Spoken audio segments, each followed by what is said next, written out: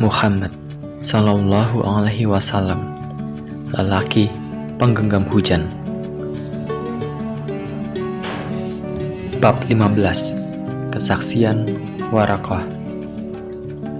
Wahai pribadi yang terjaga dari kata-kata sia-sia, tahukah engkau selagi dirimu dalam tanda tanya, seorang lelaki tua yang mempelajari kitab suci merasakan gigil menjalari setiap otot tubuhnya, nyaris tidak sanggup berkata-kata.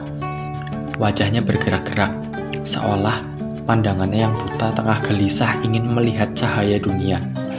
Ruang tamu rumahnya yang remang-remang seketika terasa menjadi bersinar cemerlang.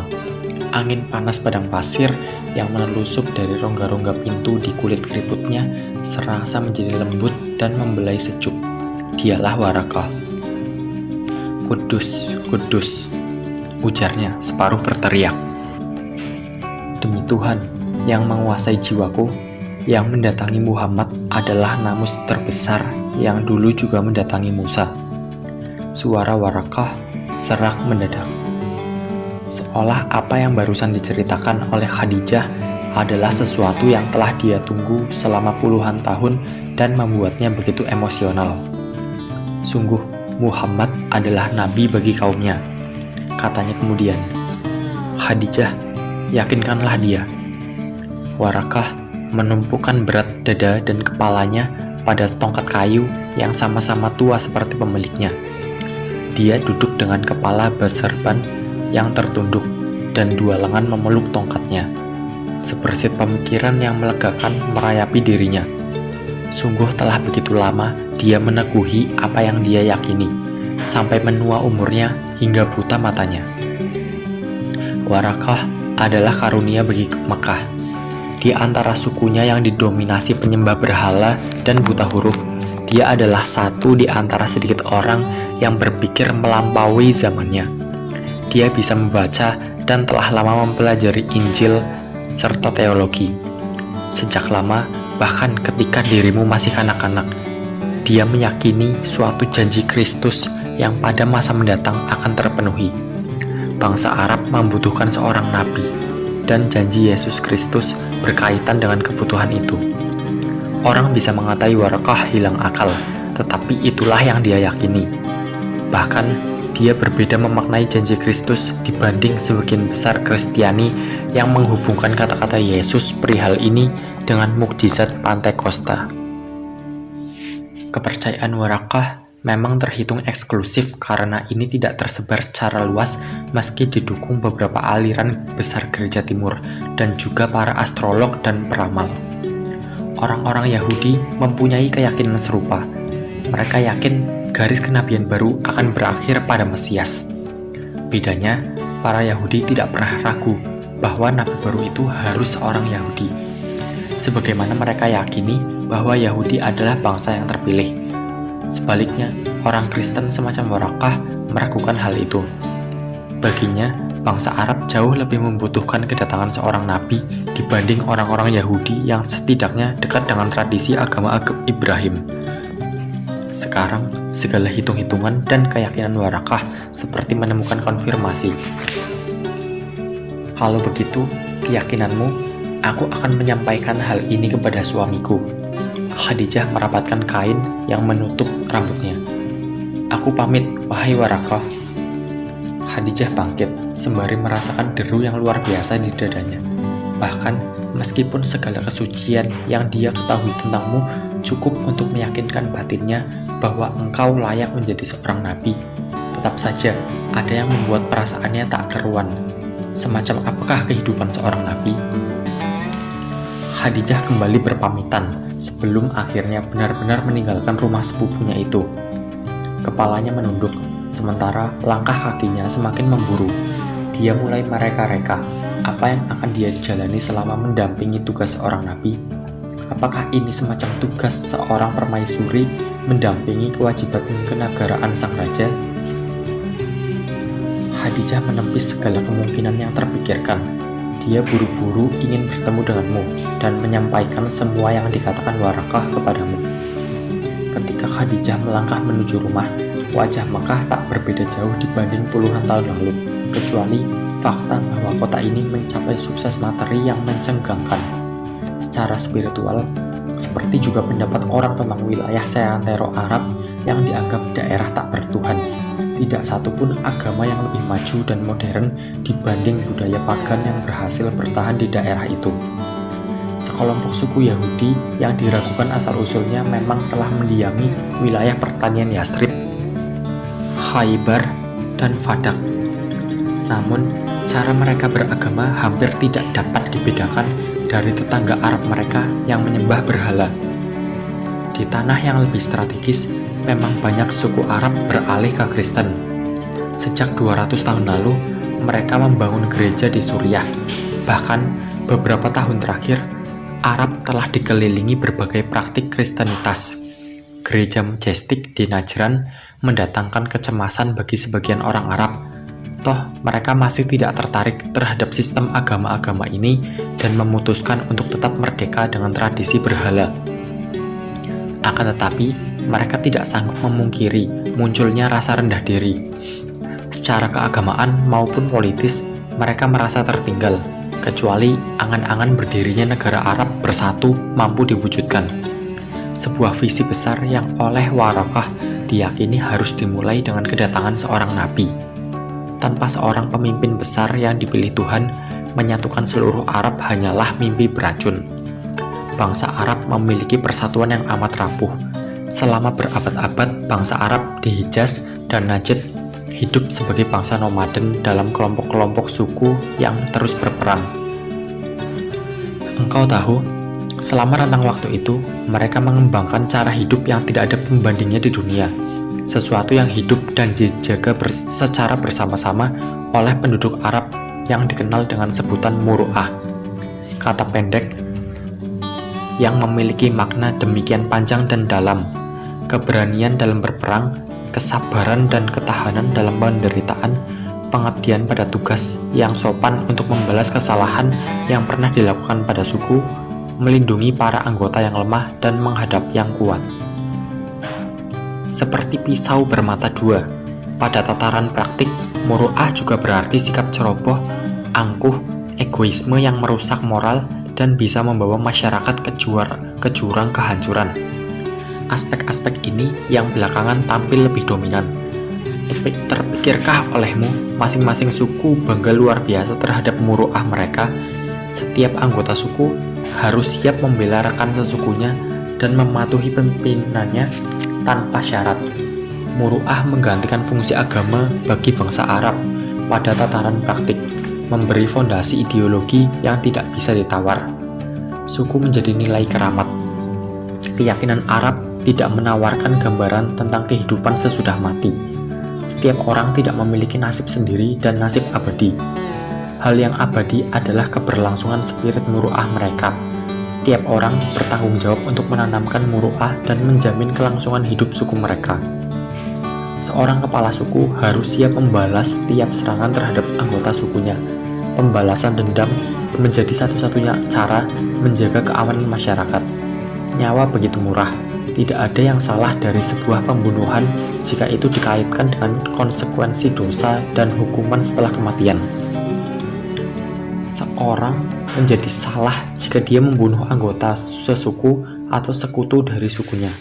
Karena itu, setiap suku harus membalaskan kematian setiap anggota sukunya dengan membunuh seorang anggota suku lawan. Hanya yang kuat yang bertahan. Artinya, mereka yang lemah akan dienyahkan atau setidaknya dieksploitasi secara memilukan.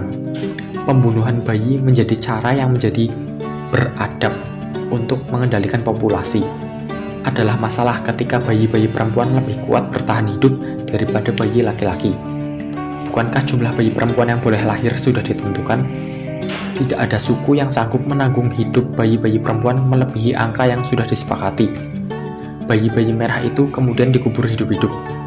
Bayi perempuan yang dibiarkan hidup pun tumbuh tanpa hak-hak kemanusiaan atau perlindungan hukum. Engkau pasti tahu secara resmi harta diwariskan dari garis perempuan. Tetapi praktiknya ini tidak memberi kekuatan atau pengaruh bagi kaum Hawa. Laki-laki kadang mengawini perempuan hanya untuk mendapatkan warisannya. Orang-orang semacam Waraqah selalu bertanya, Adakah kehidupan lebih buruk dibanding apa yang dijalani orang-orang Arab, sehingga kedatangan seorang nabi benar-benar cukup mendapatkan alasan? Warakah mengeratkan genggaman tangan pada pangkal tongkatnya. Kepalanya menoleh-noleh, seolah setiap pori pada permukaan kulitnya menggantikan fungsi mata. Dia sangat yakin hari ini akan menemui engkau. Telah sampai batas hari bagimu untuk turun gunung, mengakhiri meditasi di Gua Hiro. Tidak ada kemungkinan lain bagi engkau kecuali mendatangi Ka'bah usai mengasingkan diri, seperti yang dirimu lakukan selama ini. Warakah menunggumu di samping Ka'bah untuk mengatakan beberapa hal, setelah Khadijah menemuinya dan mengulang cerita yang engkau alami. Warakah kembali mengingat-ingat hafalan isi kitab-kitab suci yang seumur hidup dia pelajari, meyakinkan dirinya sendiri bahwa apa yang dia yakini tidak meleset. Sekarang, dia telah memperkirakan berbagai konsekuensi yang harus engkau jalani jika memang benar engkau seorang nabi. Sang pengiman Alkitab itu mengusap keningnya, keringat, petang yang menyengat, meski dia mengatakan kepada dirinya sendiri bahwa dia mesti kuat. Barangkali tidak ada waktu lagi. Warakah melepas napas. Quraisy, alangkah tinggi derajat kalian oleh Muhammad, bisiknya. Pada hari yang sama, sewaktu Warakah duduk menungguimu, suku Quraisy, suku terkuat di Arab, telah mengelompok dalam persekutuan 3 klan utama. Klan Hashim, asal keluargamu, termasuk dalam kelompok lemah bersama Al-Muthalib, Zuhrah, Taim, Al-Haris bin Fihr, dan Adi. Sementara klan Asad, asal Warakah dan Khadijah, merupakan bagian dari klan kuat, sederet dengan klan Abdisyam, Naufal, dan Amir. Kelompok terakhir mengumpulkan klan Maksum, Sahm, Jumah, dan Abd Ad-Dar. Warakah tengah membatin seputar persekutuan-persekutuan klan itu. Berhitung kemungkinan, dia memperkirakan ketika dirimu memulai misimu kelak, tentangan keras akan engkau hadapi dari kelompok klan kedua dan ketiga. Seperti para nabi pendahulu, engkau hanya akan didengar oleh kaum lemah. Akankah Quraisy semakin terkoyak ketika engkau memproklamasikan dirimu sebagai nabi, atau justru sebaliknya? Suku penguasa Arab itu tengah didera kebingungan.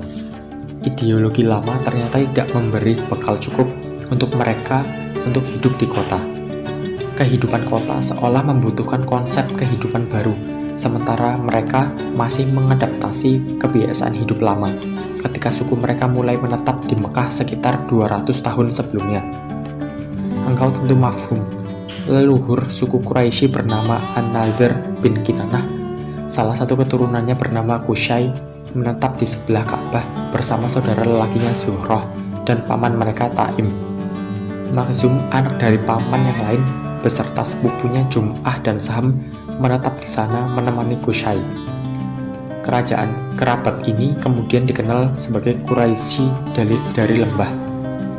Sebagian kerabat Qusay menetap di luar Mekah. Mereka kemudian dikenal sebagai Quraisy dari pinggiran kota. Peran Qusay bagi Mekah memang sangat sentral. Konon, dia telah berkelana ke Suriah dan pulang membawa 3 dewi, Al-Lata, Al-Uzza, dan Manat, ke Hijaz dan menobatkan Hubal, dewa kaum Nabatean, di Ka'bah. Berbekal kepintaran dan kelicikannya, Qusay kemudian mengambil Mekah dan mengusir suku Khuza'ah yang sebelumnya menjadi klan penjaga Ka'bah. Eksistensi Quraisy pun menjadi permanen dan terkemuka. Nama Quraisy ini pun kemudian ditujukan kepada seluruh keturunan An-Nadhr bin Kinanah. Warakah lagi-lagi melepas nafas berat. Dia tahu semacam apa perjalanan sebuah kenabian. Jika benar engkau menjadi nabi kaum ini, persekutuan ratusan tahun sejak Qusay merebut Mekah akan saling bertumbukan. Misi dan jiwamu akan selalu dalam bahaya.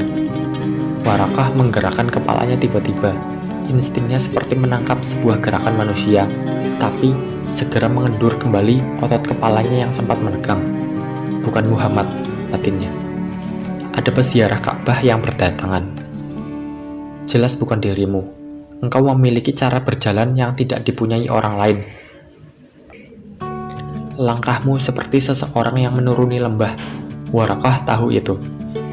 Ka'bah sejak berabad-abad sebelumnya telah menjadi magnet bagi para peziarah, sesuatu yang sudah disadari secara utuh oleh kaum Quraisy dan membuat mereka menjaga betul ketentraman di sekitar Ka'bah. Tidak ada pemikiran untuk merusak hubungan baik dengan siapapun agar mereka tetap nyaman berdatangan, menziarahi Ka'bah dengan cara masing-masing. Jika penduduk Mekah melengkapi Ka'bah dengan ratusan berhala dan menyembahnya, para peziarah belum tentu memiliki niatan yang sama. Bahkan, di antara penduduk Mekah yang sebagian besar kaum pagan itu, masih ada yang berupaya menegakkan agama Ibrahim secara murni. Engkau tahu, mereka berpendapat penyembahan berhala adalah improvisasi manusia yang harus ditentang. Hubal, sang sesembahan, tidak lebih baik dibanding sapi emas yang menyesatkan Bani Israel pada zaman Musa. Orang-orang ini menyebut diri mereka kaum Hanif dan menganggap berhala-berhala itu sebagai polusi bagi Ka'bah. Karena menjadi minoritas, mereka menjadi golongan terpinggirkan.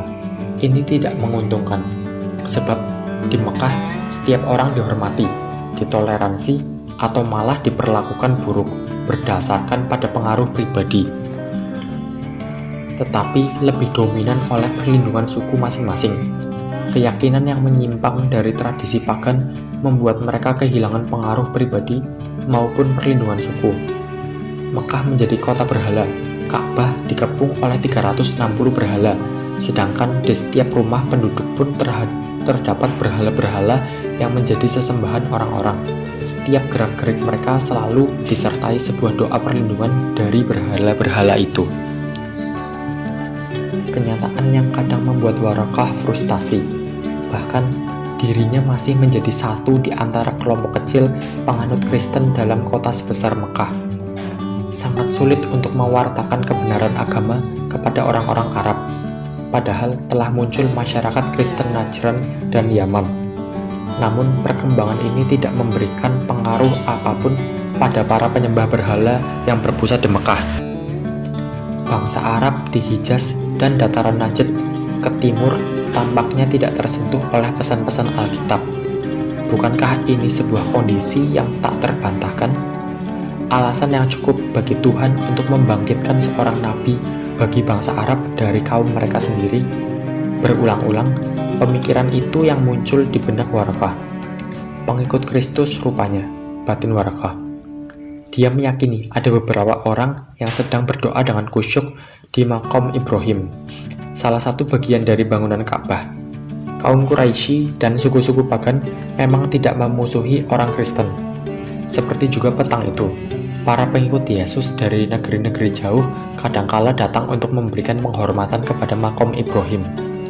Malah, oleh tuan rumah kaum Quraisy, mereka difasilitasi untuk membuat lukisan perawan Maria dan anaknya, Yesus, pada salah satu bagian dinding Ka'bah. Sebuah visualisasi yang tentu tampak mencolok dibandingkan patung-patung dan gambar-gambar yang lain. Namun, kaum Quraisy tidak terganggu dengan perbedaan yang menonjol itu. Perbedaan gambar itu bagi mereka malah memperkaya wajah Ka'bah, selain juga menjadi wujud toleransi yang akan membuat posisi mereka semakin kukuh. Warakah menahan gerakannya. Dia baru saja ingin bangkit dari duduk dan menghampiri peziarah Kristen di Maqam Ibrahim ketika kedatangan seseorang menghentikan gerakannya. Muhammad, aku yakin engkaulah itu.